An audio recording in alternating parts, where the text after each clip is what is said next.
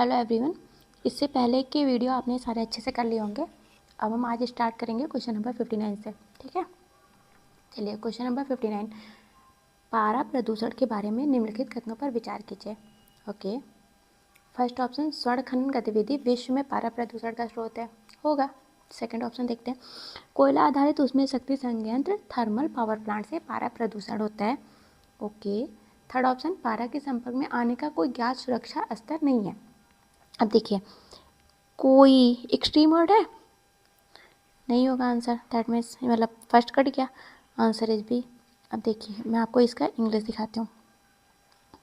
No not extreme word होते हैं, मतलब आंसर इज 2, ओनली 2। चलिए नेक्स्ट क्वेश्चन पे चलते हैं। 60, हरित हाइड्रोजन के संदर्भ में निम्नलिखित कथनों पर विचार कीजिए। फर्स्ट ऑप्शन, इसे आंतरिक दहन के लिए ईंधन के रूप में सीधे इस्तेमाल किया जा सकता है। ओके, सेकेंड ऑप्शन, इसे प्राकृतिक गैस के साथ मिलाकर ताप या शक्ति जनन के लिए ईंधन के रूप में इस्तेमाल किया जा सकता है। थर्ड ऑप्शन, इसे वाहन चालन के लिए हाइड्रोजन ईंधन प्रकोष्ठ में इस्तेमाल किया जा सकता है। किया जा सकता है, किया जा सकता है, किया जा सकता है, दैट मीन्स कैन बी वाली स्टेटमेंट है ना। ये देखिए, कैन बी वाले स्टेटमेंट जनरली सही होते हैं, और तीनों ही ऑप्शन में कैन बी है, that means option is C, all correct. वैसे भी साइंस एंड टेक का क्वेश्चन है तो ज़्यादा माइंड नहीं लगाना है और टाइम भी वेस्ट नहीं करना है। ठीक है, अब 61 पे चलते हैं। निम्नलिखित देशों पर विचार कीजिए। बुल्गारिया, चेक Republic, Hungary, Latvia, Lithuania, Romania. उपयुक्त में से कितने देशों की सीमाएं यूक्रेन की सीमा के साथ साझी हैं? देखिए, ऐसे क्वेश्चन में ना इसमें कुछ एलिमिनेशन ट्रिक वगैरह नहीं लग सकती, इसमें आपको मैपिंग करना ही होगा अच्छे से, है ना। और अच्छे से मैपिंग करके जाइएगा, जितने भी प्लेसेस इन न्यूज़ में होंगे उन सारे की मैपिंग उसमें कंट्रीज़ और जो भी हैं आपके पहाड़, झीलें, ये सब अच्छे से कर लीजिएगा, है ना। चलिए, इसका आंसर वैसे ऑप्शन नंबर 2 होगा। चलिए नेक्स्ट क्वेश्चन पे चलते हैं। पृथ्वी के वायुमंडल के संदर्भ में निम्नलिखित कथनों में से कौन सा एक सही है? फर्स्ट ऑप्शन, भूमध्य रेखा पर प्राप्त होने वाले सूर्य ताप की कुल मात्रा ध्रुवों पर प्राप्त होने वाले सूर्य ताप की कुल मात्रा की लगभग 10 गुनी है।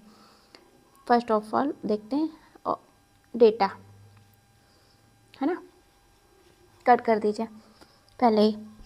सेकंड ऑप्शन, अवरक्त किरणें सूर्य ताप के लगभग 2/3 भाग हैं। सेकंड ऑप्शन में भी डेटा नहीं होगा। थर्ड ऑप्शन, अवरक्त तरंगें निचले वायुमंडल में संकेंद्रित जलवाष्प द्वारा वृहद रूप से अवशोषित होती हैं।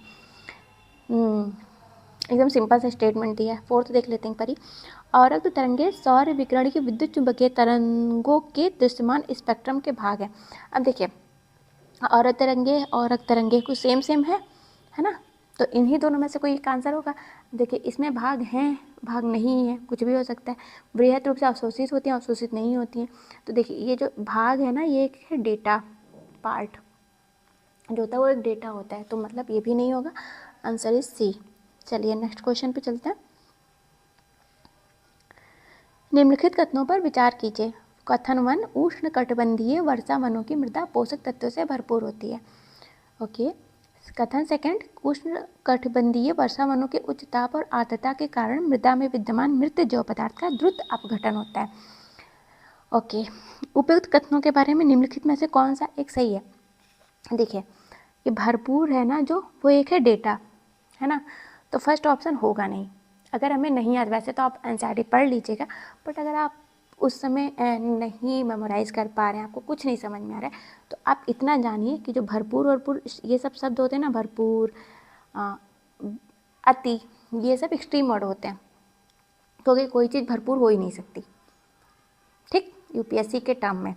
तो फर्स्ट ऑप्शन गलत हो गया, तो इसका आंसर होगा कथन फर्स्ट गलत, कथन सेकंड सही। ऐसे एक बार, हाँ, ठीक।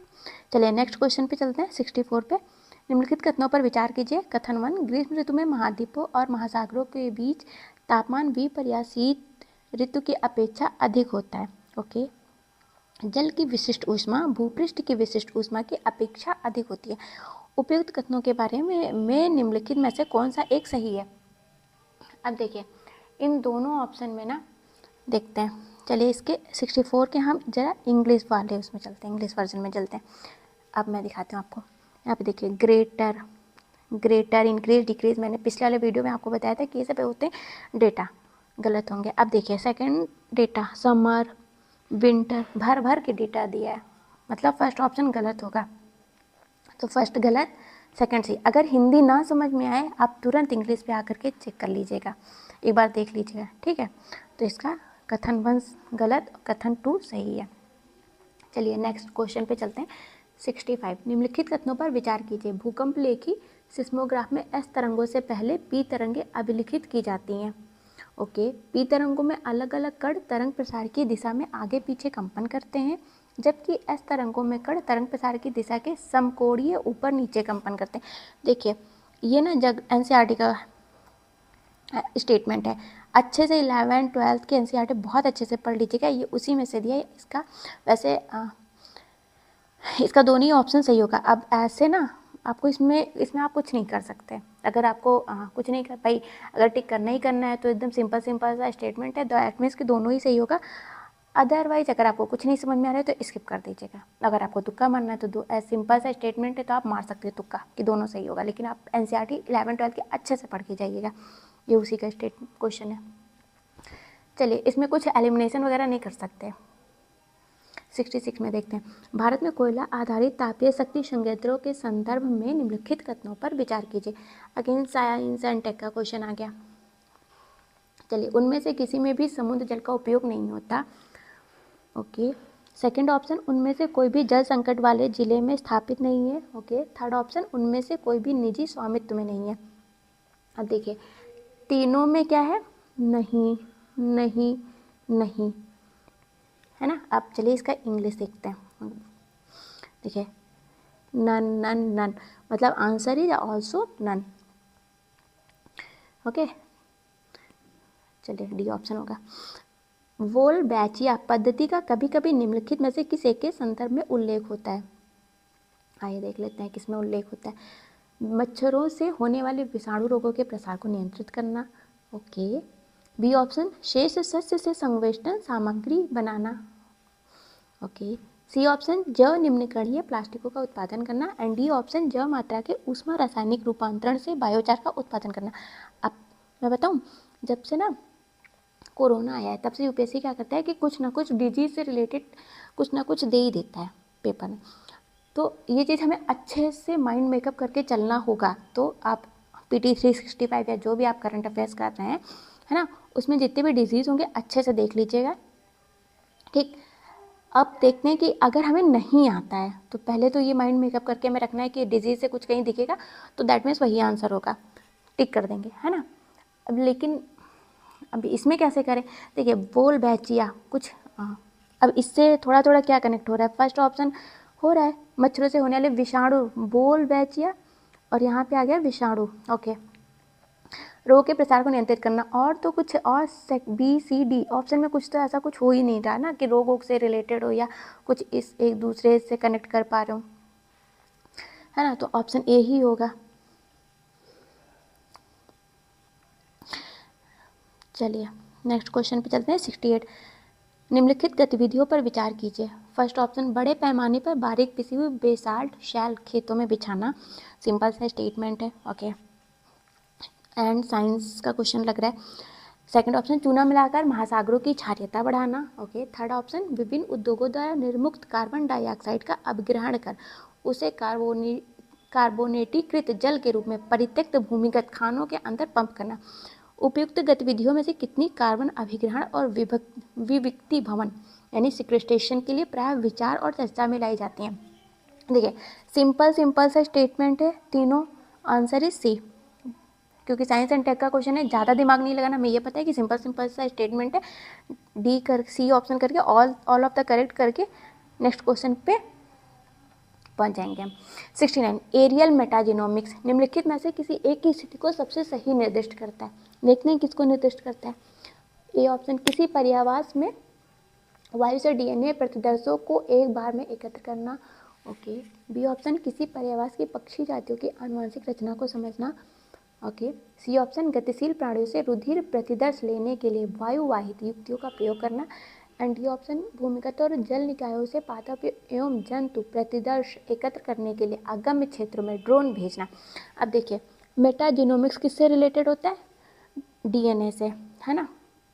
सेकंड एरियल, एरियल किस में होगा? एरियल हम देखते हैं कि एंटीना लगाते थे पहले टीवियों में तो उसमें एरियल किससे? वायु से कुछ ऊपर ही तो लगाते थे, तो एरियल मतलब एयर से कनेक्ट करने के लिए, तभी हमारे यहाँ डीडी पकड़ता था, है ना, दूरदर्शन पकड़ता था। तो देखिए ये किससे? वायु किससे? वायु यहाँ पे फर्स्ट ही ऑप्शन में दिया। एंड मेटाजीनोमिक्स हमें पता है कि जीनोमिक्स वगैरह जो होते हैं वो डीएनए से रिलेटेड होते हैं, तो ऑप्शन ए। और तो किसी उसमें दिख नहीं रहा। ठीक है, अब चलिए नेक्स्ट क्वेश्चन पे चलते हैं, 70 पे। माइक्रो सैटेलाइट डीएनए निम्नलिखित में से किस एक मामले में प्रयोग किया जाता है? आप देखिए एक मैजिक दिखाऊं, देखिए यहाँ पे फर्स्ट ऑप्शन में तो दिया ही है डीएनए। अगर नहीं आता ना तो देखिए इसमें पहला ही दे दिया है, मतलब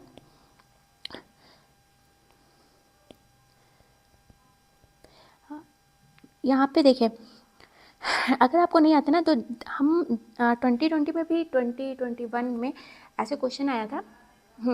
उसमें शायद 20 का क्वेश्चन है 100 गौरा, PYQ को देखिएगा 100 गौरा दिया है, उससे पहले उसके नीचे भी जस्ट 100 गौरा वाला ऑप्शन दे रखा है। दैट मीन्स कि हम ये कर सकते हैं कि अगर 100 गौरा तो मतलब कि यही 100 गौरा ही आंसर होगा। अब देखिए सेम यही चीज़ इसमें माइक्रो, अगर हमें नहीं पता ना तो माइक्रो सैटेलाइट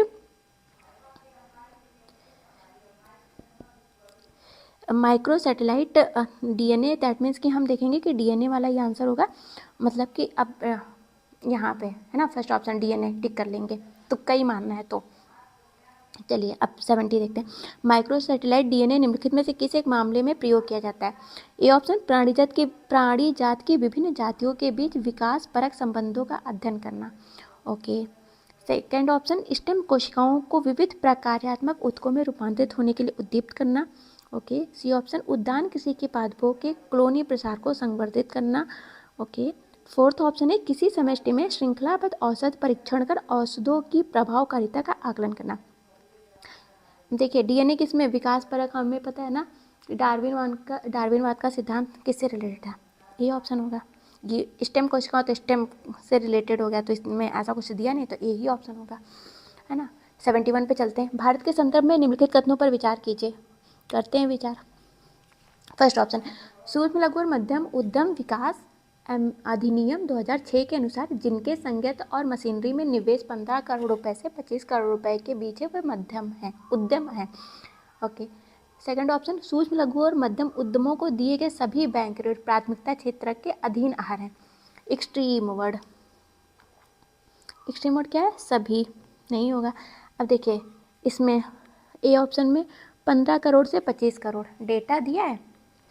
अब आप कहेंगे मैम आपने बताया था कि अधिनियम वाले क्वेश्चन जो होते हैं उसमें से अधिनियम वाला सही होता है, बट अधिनियम वाला तो सही होता है, लेकिन जब ये इतना ही होता है इसके बाद ये डेटा ना दिया होता ना तो जनरली देखते हैं, फिर पढ़ के देखते हैं वो सही होता है, लेकिन यहाँ पे डेटा दे दिया है ना, तो डेटा दिया है तो यूपीएससी कुछ ना कुछ तो करेगा डेटा के साथ इधर उधर।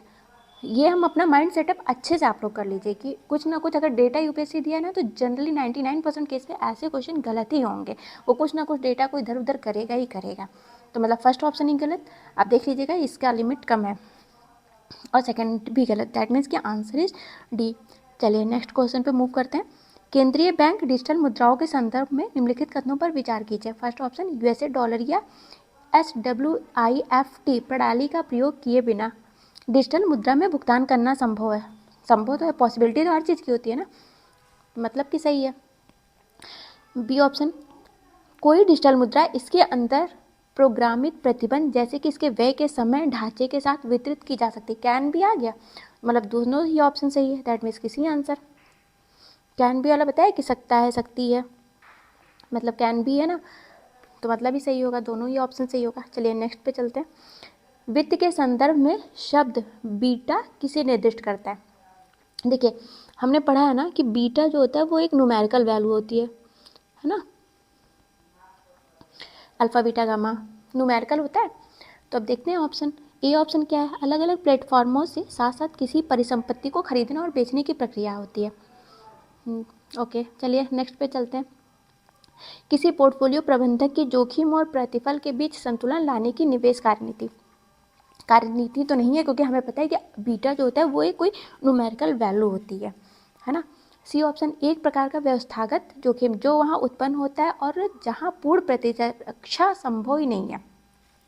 पहली बात तो नहीं आ गया तो वैसे ही गलत होगा फर्स्ट, है ना। थर्ड ऑप्शन, और सेकंड थिंग हमें पता है ऑलरेडी कि बीटा जो है वो कोई न्यूमेरिकल वैल्यू है, तो न्यूमेरिकल भी इसमें थर्ड सी ऑप्शन में नहीं है।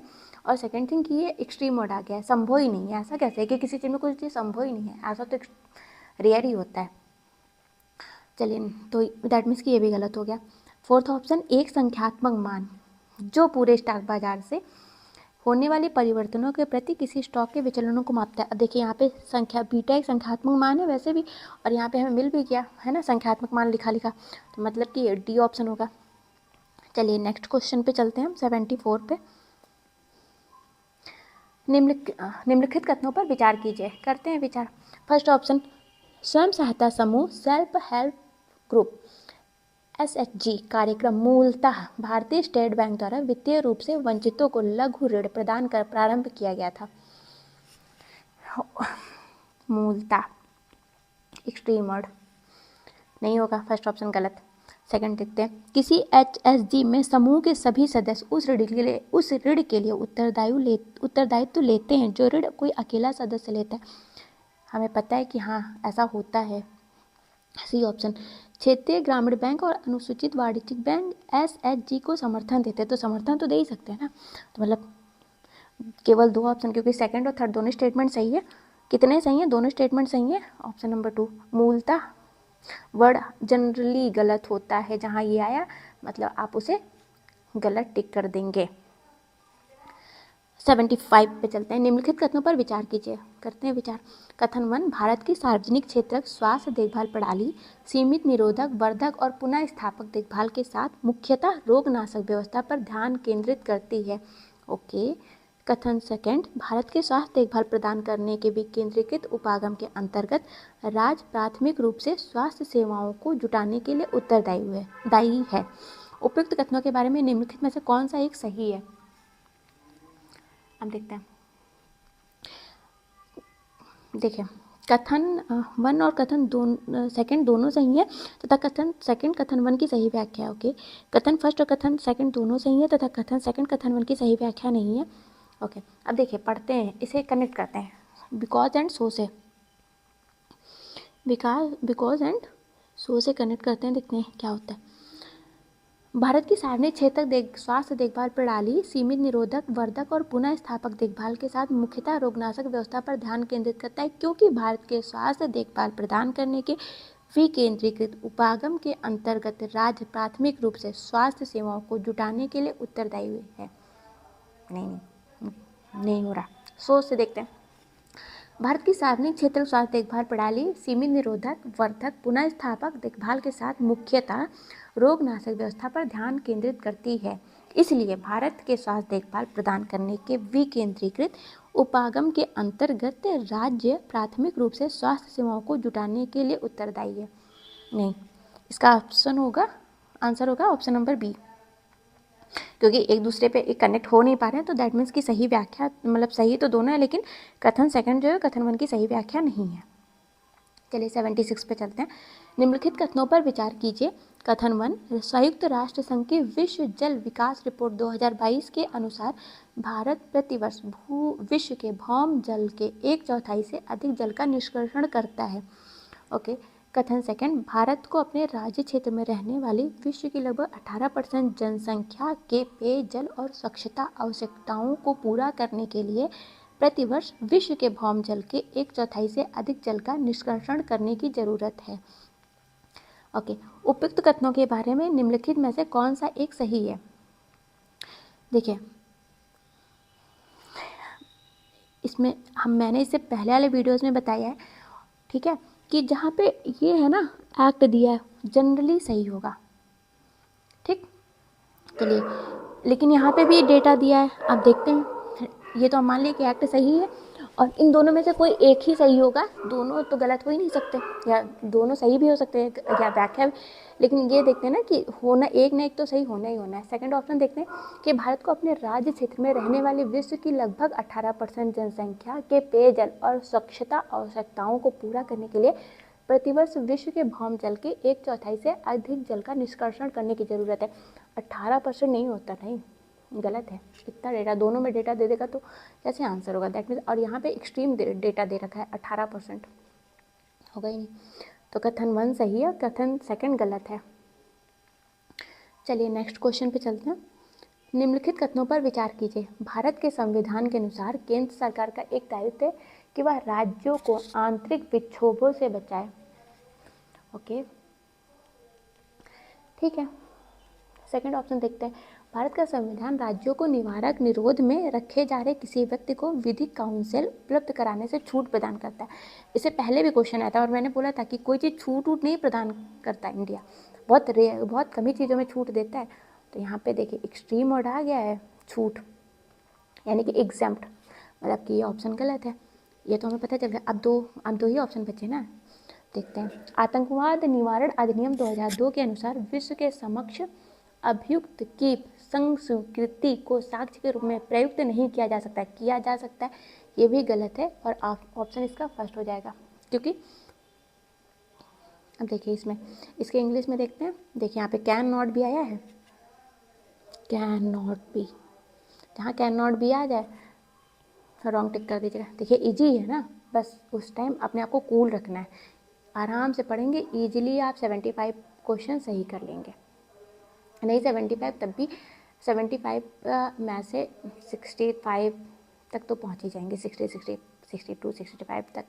चलिए नेक्स्ट क्वेश्चन पे चलते हैं। 78, हाँ, निम्नलिखित में से कौन सा एक देश दशकों से गृह कलश और खाद्य संकट से त्रस्त रहा है तथा हाल के पिछले दिनों में अति गंभीर दुर्भिक्ष के लिए समाचारों में था। कितनी बार पढ़े हमने कि सोमालिया सोमालिया सोमालिया, आँख बंद करके सोमालिया टिक कर लीजिए, क्योंकि जनरली सोमालिया तो न्यूज़ में रहता ही है, सोमालिया, युगांडा, हमेशा इन सब चीज़ों के लिए न्यूज़ में रहता है। चलिए नेक्स्ट क्वेश्चन पे चलते हैं। 79, निम्नलिखित कथनों पर विचार कीजिए। करते हैं विचार। फर्स्ट ऑप्शन, भारत में जैव विविधता प्रबंधन समितियां नगोया प्रोटोकॉल के उद्देश्यों को हासिल करने के लिए प्रमुख कुंजी होंगी। हो सकता है ना, मेन की तो कुछ भी हो सकता है ना। तो चलिए नेक्स्ट को ऑप्शन पढ़ते हैं। मान लेते हैं कि फर्स्ट स्टेटमेंट हमारा सही है। सेकंड ऑप्शन पे चलते हैं। जैव विविधता प्रबंधन समितियों के अपने क्षेत्राधिकार के अंतर्गत जैविक संसाधनों तक पहुंच के लिए संग्रह शुल्क लगाने की शक्ति सहित पहुंच और लाभ सहभागिता निर्धारित करने के लिए महत्वपूर्ण प्रकार हितकार, तो कुछ भी हो सकता है। सिंपल सा स्टेटमेंट है, दैट मीन्स कि कौन सा सही है पूछा है तो सिंपल स्टेटमेंट है, दोनों ही सही होगा। कुछ एक्सट्रीम वर्ड तो दिया नहीं है। नॉर्मल उद्देश्य है, हो सकता है भाई, कार्य होता है जनरली, दोनों ही सही है। चलिए 80 पे चलते हैं। भारत के राष्ट्रपति के निर्वाचन के बारे में निम्नलिखित कथनों पर विचार कीजिए। फर्स्ट ऑप्शन, संसद के दोनों में से किसी भी सदन या राज्यों की विधानसभाओं में नाम निर्दिष्ट किए गए सदस्य निर्वाचक मंडल में शामिल किए जाने के लिए भी अर्ह है। ओके, चलिए नेक्स्ट ऑप्शन पे चलते हैं। निर्वाच्य विधानसभा सीटें जितनी अधिक होंगी उस राज्य के प्रत्येक एमएलए के वोट का मान भी उतना ही अधिक होता है। ऐसा नहीं होता, ये हमने पता नहीं कितनी बार पढ़ा है। मध्य प्रदेश के प्रत्येक एमएलए के वोट का मान केरल के प्रत्येक एमएलए के वोट के मान से अधिक है। ऐसा कहाँ है भाई, सब जगह बराबर ही है। फोर्थ ऑप्शन, पुदुचेरी के प्रत्येक एमएलए के वोट का मान अरुणाचल प्रदेश के प्रत्येक एमएलए के वोट के मान से अधिक है, क्योंकि अरुणाचल प्रदेश की तुलना में पुदुचेरी में कुल जनसंख्या का निर्वाचित सीटों की कुल संख्या से अनुपात अधिक है। ये भी गलत, दैट मीन्स कि आंसर इज, उपयुक्त में से कितने सही हैं तो केवल फर्स्ट सही है। चलिए बाकी के क्वेश्चन हम नेक्स्ट वीडियो में करेंगे, तब तक के लिए अच्छे से पढ़ते रहिए। Thank you.